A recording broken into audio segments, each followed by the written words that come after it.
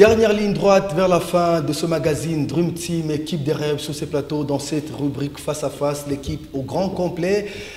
Est-ce que l'équipe de l'ASV Club de Kinshasa actuellement peut bien respirer après le départ de Bestine Kazadi? Oui ou non à cette question?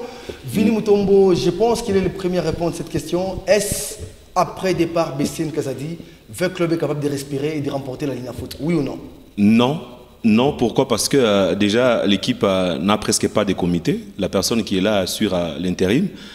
Une équipe de football à la hauteur des V-Clubs ne peut jamais faire des grandes choses sans un comité au grand complet et sans un comité avec un projet bien défini.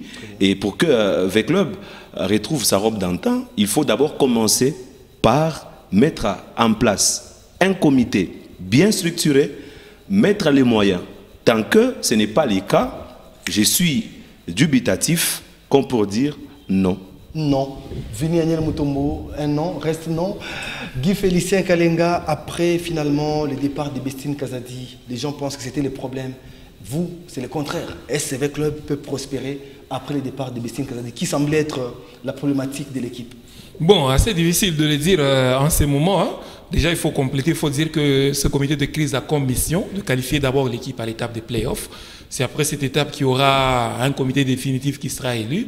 Et donc dire maintenant que l'avenir de l'ASV Club sera radieux après le départ de Bestine, je suis dubitatif. Il faudrait qu'on voie ce qui va se passer après, parce qu'on a toujours dit les mêmes causes produisent les mêmes effets. J'ai horreur des vieux démons, du retour des vieux démons, de cette guerre clanique, si elle ne revient pas, et si on met les moyens, si on essaie de dissiper tout ce qu'il y a comme difficulté au sein de l'équipe de l'ASV Club, ça pourrait être une équipe qui pourra rebondir. Mais le confirmer maintenant, là, c'est un peu difficile. Confirmer, c'est un peu compliqué. Fabouchita, que votre oui soit oui, hein, dit la Bible. Effectivement, je vois une équipe de Vita Club qui va respirer après Bestine Kazadi et je crois qu'elle va retrouver sa robe d'antan. La preuve, c'est que juste après le départ de Bestine Kazadi, les matchs d'après, l'AS Vita Club s'est imposé par 3 contre 1, si je ne dis pas de bêtises.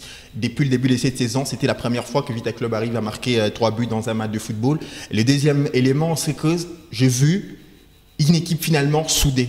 Pendant qu'on est en train de tourner cette émission, je vois la coordination être réunie au comité des sages ainsi que le joueur, le supporter. Aujourd'hui, c'est une équipe de Vita Club complètement unie. Et moi, j'ai souvent peur quand Vita Club est uni. Quand Vita Club est uni, il devient encore de plus en plus intraitable. Je suis même prêt à parier que Vita Club sera parmi les 3 meilleures équipes qui iront en Afrique la saison prochaine, au vu de l'union que je suis en train de voir au sein de cette formation.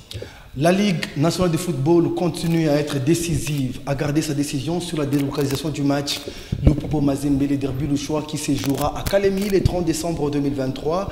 Et ici, Vini Aniel Mutombo, vous avez dit que vous étiez contre cette délocalisation du match de Lubumbashi à Kalemi de la province de Tanganyika. Oui, vous étiez contre, non? Oui, j'étais contre et je continue à l'être. Vous êtes contre la délocalisation de la délocalisation, je trouve ça irréfléchi parce que la Ligue nationale de football donne l'impression de faire semblant aux réalités de notre football. La Ligue nationale de football a eu à prendre une décision très irréfléchie. J'aurais souhaité que ça soit à Lubumbashi, à son temps, même à huis clos. C'est aussi une possibilité d'épargner, bien évidemment, ces équipes-là d'évoluer loin. On pouvait assister à un match ici et en sus télévisé et puis de ne pas voir ces équipes-là se dépenser comme c'est le cas. Je pense aussi que la Ligue nationale de football ne sait pas jouer convenablement son rôle. J'aurais bien souhaité que le match soit délocalisé comme c'est le cas, mais qu'elle prenne en charge les déplacements des équipes, les logements, la restauration, et ça pouvait être compréhensible. Et pour finir, question de justifier mon oui, mon non par rapport à la délocalisation.